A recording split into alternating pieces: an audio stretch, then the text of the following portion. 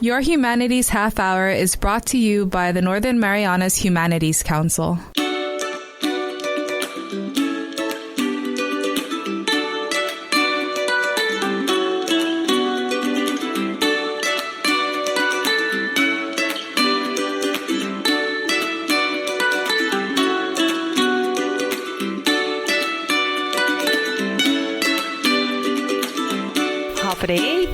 And welcome to Your Humanities Half Hour. I'm Catherine Perry, and today we are talking young children and specifically challenging behaviors and how to work better with our children when they are experiencing this. And our guest today is from Evergreen Learning. She's a technical assistance specialist, Erlaine Evangelista. Erlaine, thanks for coming today. Thanks for having me. Thank you for bringing your expertise to something that is so important, which is the relationship between parents and children. How did you get into this line of work?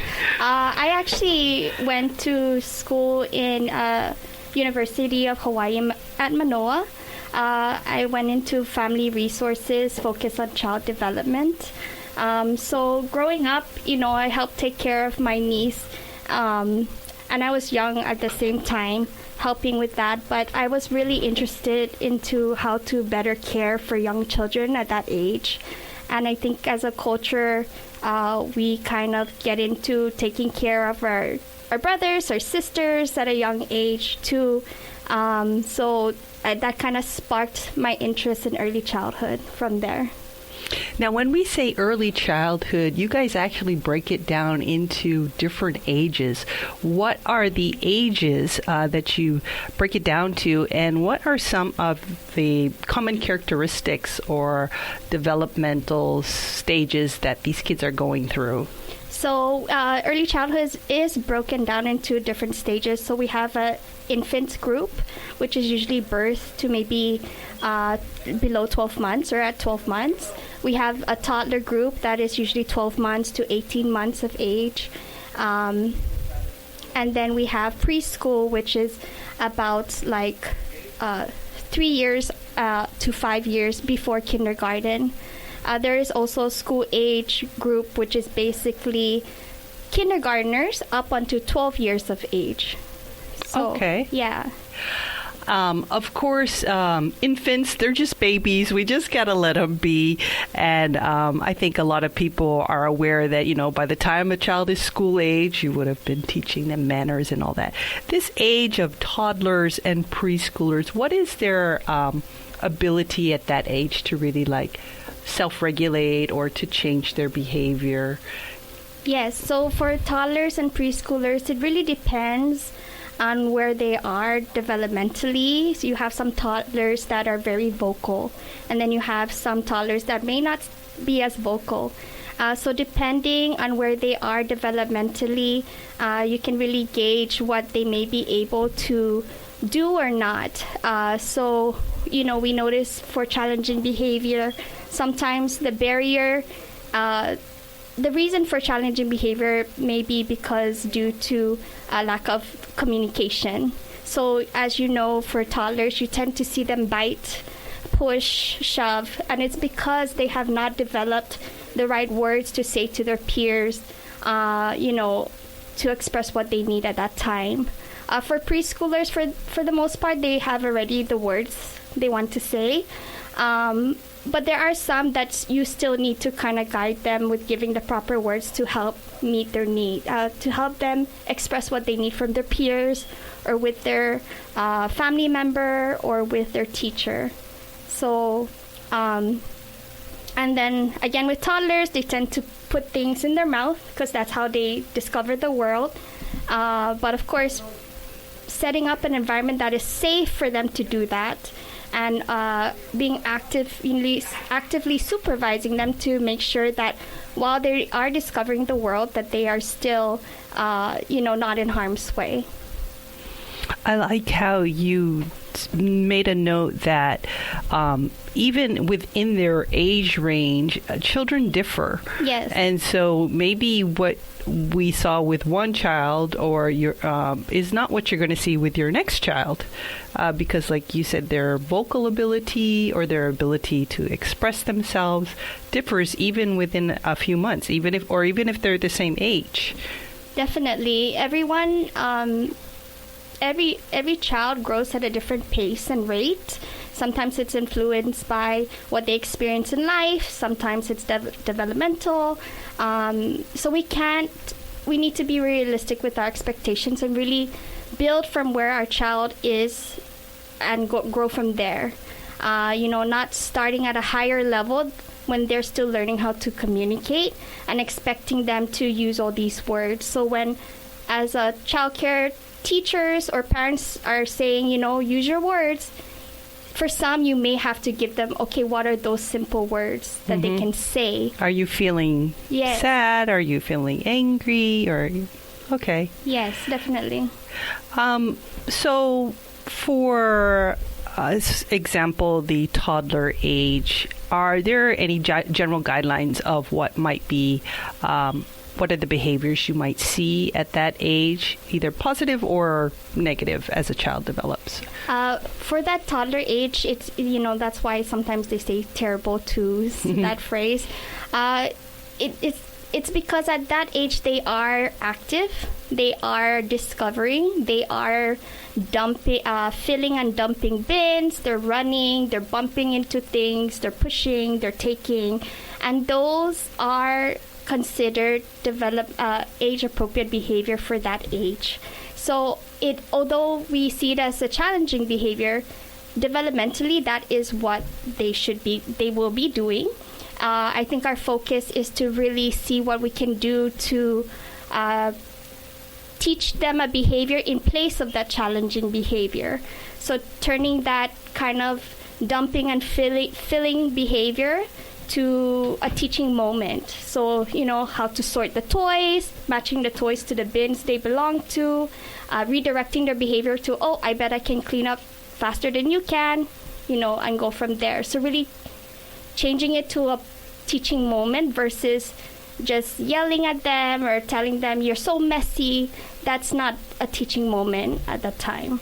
Well, that's kind of cool to know that they should actually be doing, making messes. And the other thing is, and you can tell me if this is true or not, I've heard that actually 2-year-olds, as you said, saying no a lot is them developing their sense of self, because up until then I think they're very attached to the mother. They think they and their mother are maybe like one, and so this is a part of them becoming independent. Is that correct? Yes, that is. No is such an easy word to learn as well. It's very simple. It's one syllable, and there's a lot of power to no, right? So our twos or toddlers tend to say that at first, and we should take it as, I think sometimes we automatically respond negatively, and get into a power struggle between our little toddler, but really take that as is their entry level to maybe expressing themselves, like you said, finding their own identity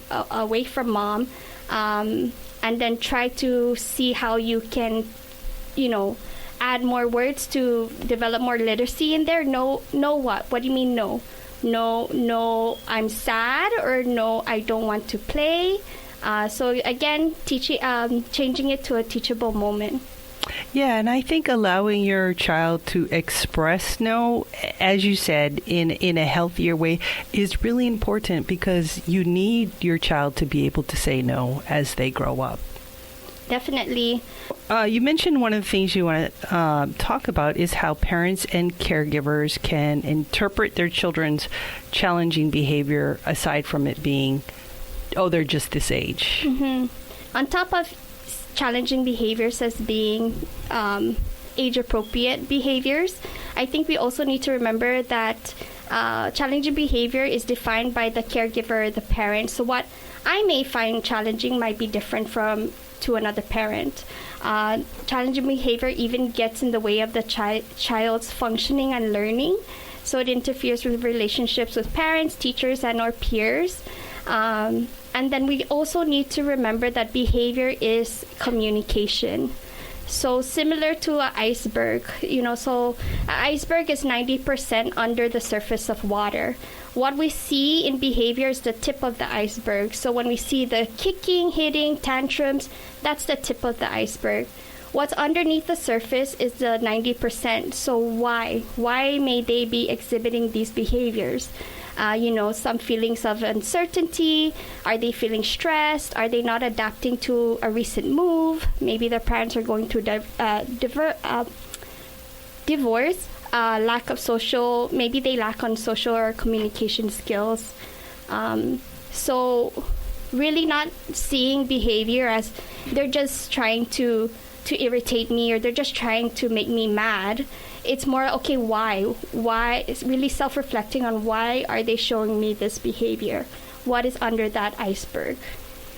So it really takes taking a breath, it sounds like, and stepping back from, maybe you were embarrassed by what your child just did in public, but really stepping back and trying to empathize with the child. What are they trying to say?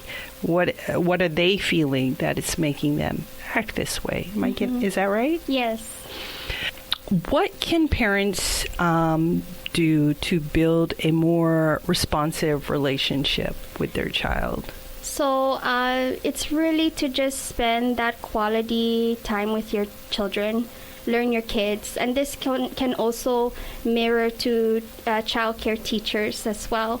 So building those secure, genuine, positive attachments with their children or the children they care for, and through these attachments helps the child manage strong emotions and develop their identity as people who are competent in relationships. So attachment security impacts children's current and long-term behavior, and through attachment, children learn how to interact with others, communicate effectively, cooperate, and negotiate. So they are learning how to be, social with those key adults in their life as well. And those key adults can also show them how they can be socialized with their peers. And maybe they'll gain, more friends in their circle and practice those social type of interactions. And then also providing responsive care, so paying attention to and accurately observing and responding to their cues. So if you see your kid is running all over the place, that is probably telling you they need to go outside. So not yelling at them for stop running, we're in the house. He or she's communicating with you. I have a lot of energy, I need to let it out. So giving them that outlet of taking them, let's go to the park, let's go out real quick. You want to race and play with them. Another one is responding to their communication. So for children who may not have the words, providing simple, questions that they can say yes or no, or, are you feeling sad? Yes. And, are you feeling sad because of this or that? And then expanding children's words or repeating what they say and adding more to describe or make phrases longer. So this also adds to their literacy development. As you are adding more words, they're getting more words in their word bank. At the same time, they can use these words to maybe in future scenarios that they may need it when they go into conflict with peers or trying to express their needs with a parent or a teacher. And then we also learning to manage emotions. So when adults respond to children in a warm and supportive manner, children learn to understand and express and regulate their emotions and behaviors. So the warm, responsive interactions of educators and parents with children can be seen in co-regulating or providing modeling, coaching, and support to help children understand and manage their feelings. I see that you're angry. Can you tell me why you're angry? What do you think we should do, to fix that? And lastly, we also have our own barriers. So we see challenging behaviors, and our challenges for adults are like sometimes we just want to go in and intervene or solve it right away, but we need to check in with ourselves first to make sure that we ourselves are calm. we ourselves are clear-headed before we go into a toddler, going to try and soothe a toddler who may be kicking and screaming. You don't want to go into a situation when you are heated yourself, or maybe not ready at that time, and then it turns into a power struggle. So really making sure that you are ready to address the behavior at the time it's happening, and then also just being aware of your tone.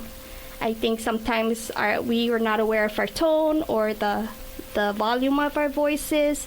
So we really got to stay calm, patient with our kids as we are trying to help them sort through their emotions and behaviors. You have 2 kids, right? I do, yeah. And you must apply all of these to them. How's it working out? Yeah, it's actually doing all right. I mean, they're not perfect. I'm not perfect. Let's be real. Every day is different, but you want to start each day as a new day.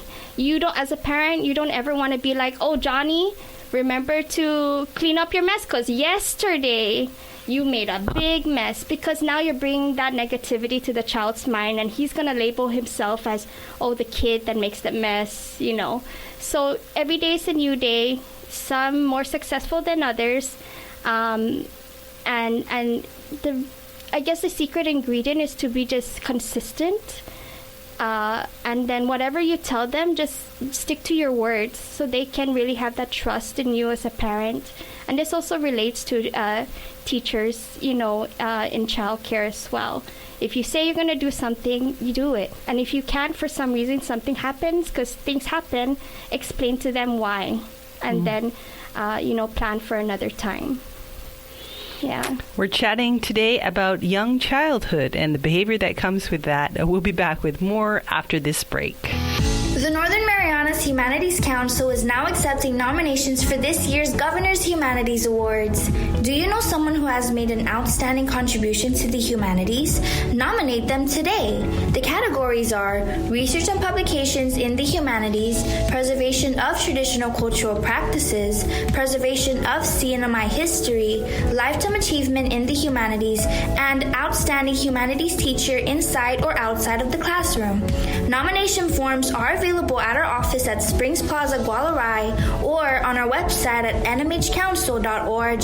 That's nmhcouncil.org. Welcome back to Your Humanities Half Hour. We are speaking with Technical Assistant Specialist Erlaine Evangelista from Evergreen Learning about early childhood behavior.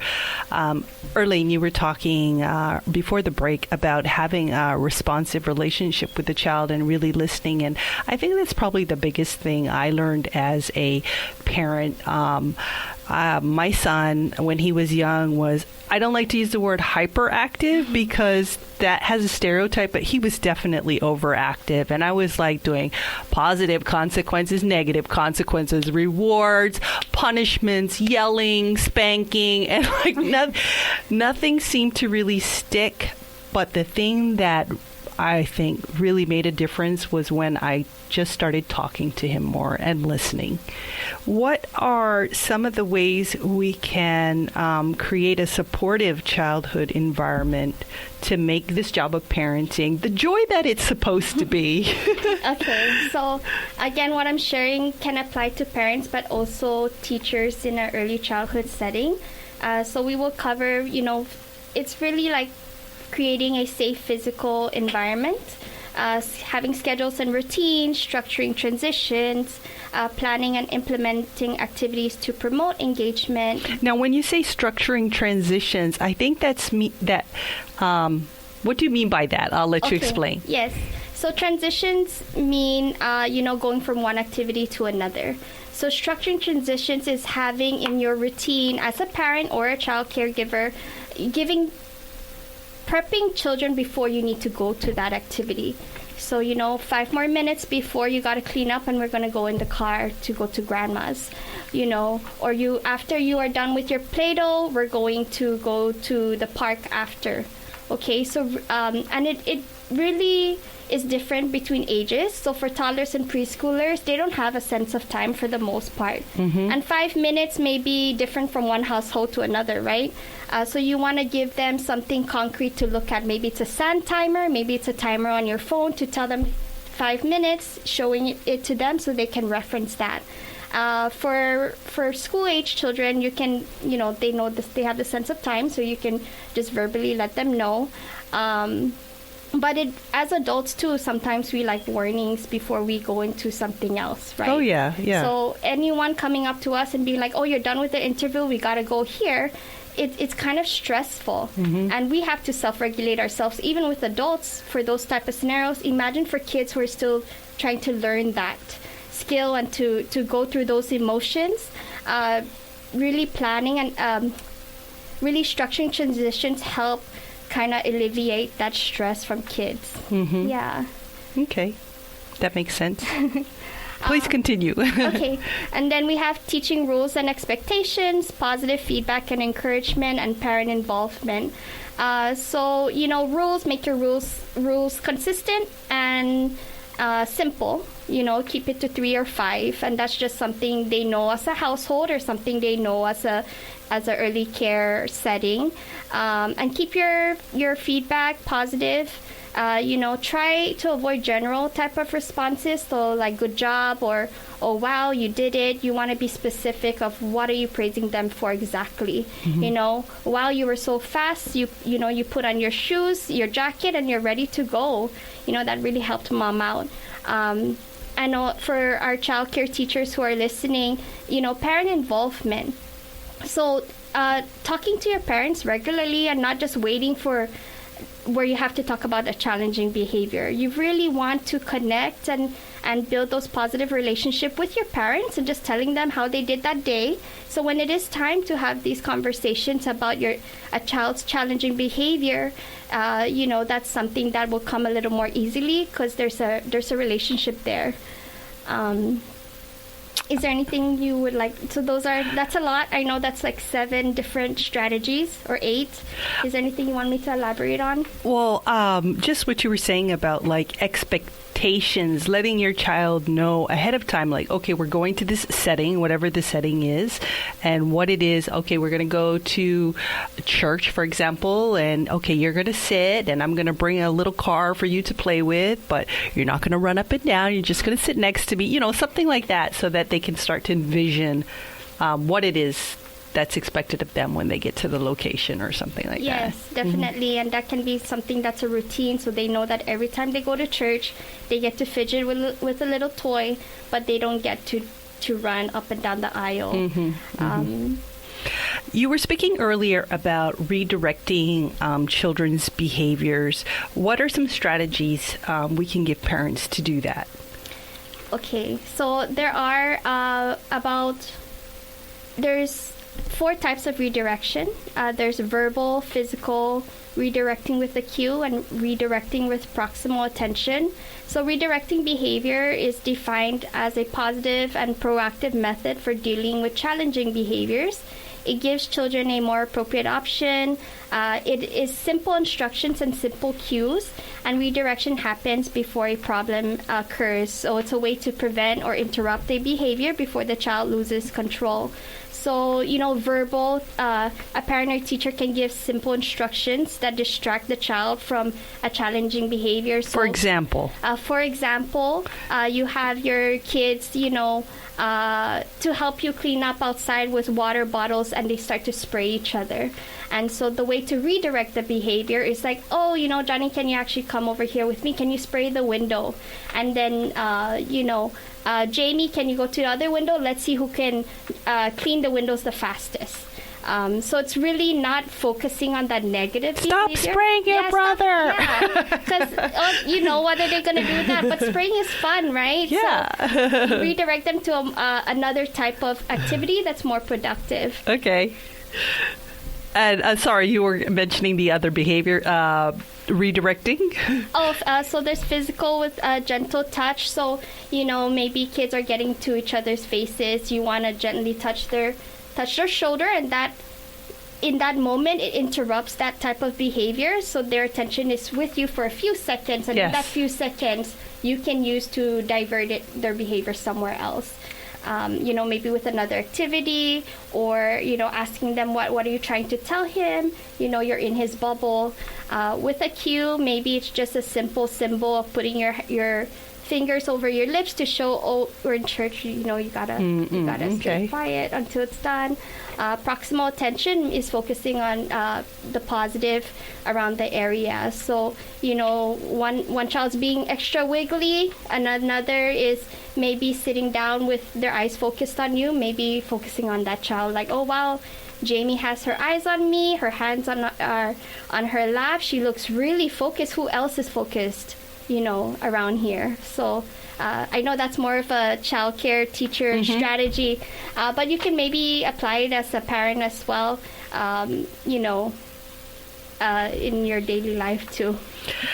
So one of the last things we want to talk today about is supporting children in problem solving. And I want to put this in the context of some actual really challenging behavior you might see, for example, biting.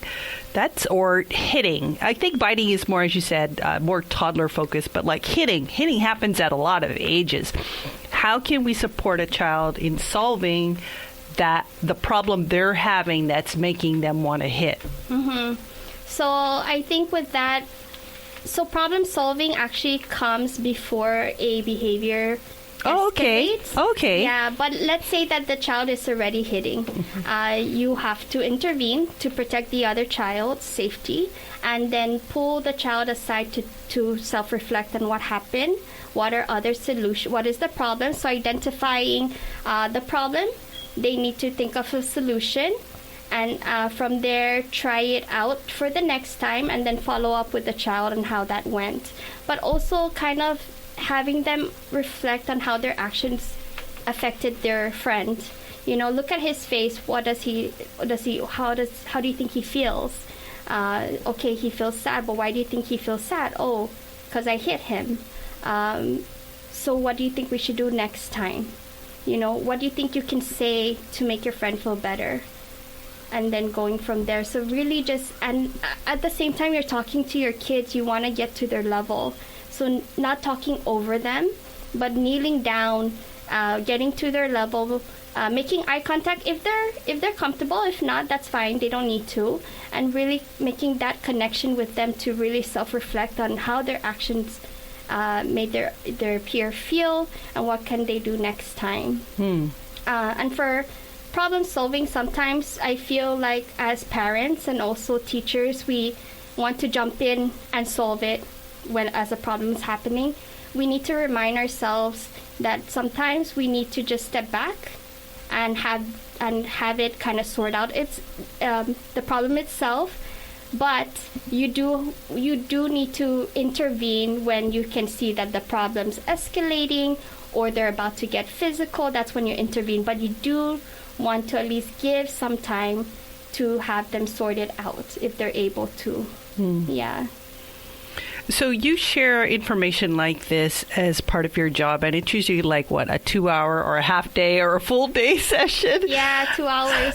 So I really want to thank you for, condensing all of this valuable information into 30 minutes today.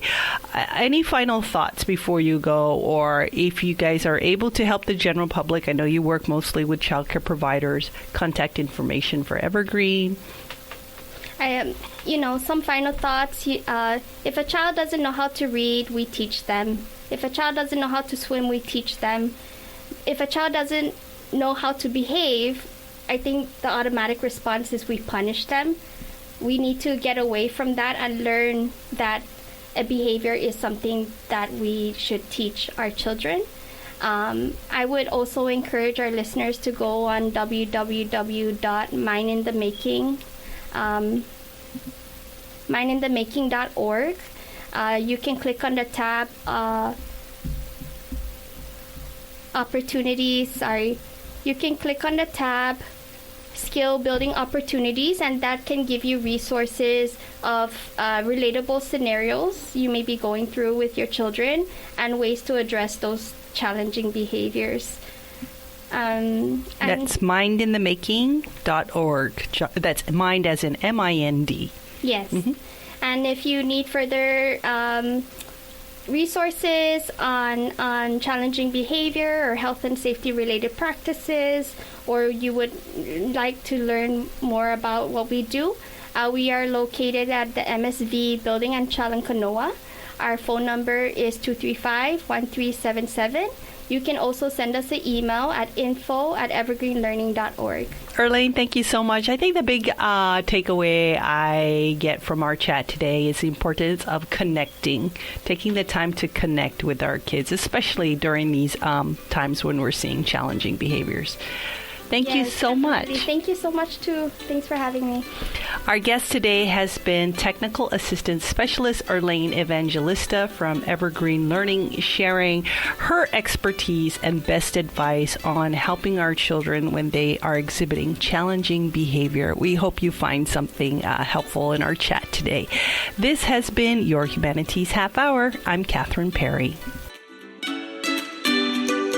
This program was supported by a We the People grant awarded to the Northern Marianas Humanities Council from the National Endowment for the Humanities. Any views, findings, conclusions, or recommendations expressed in this program are those of the participants and do not necessarily represent those of the National Endowment for the Humanities or the Northern Marianas Humanities Council.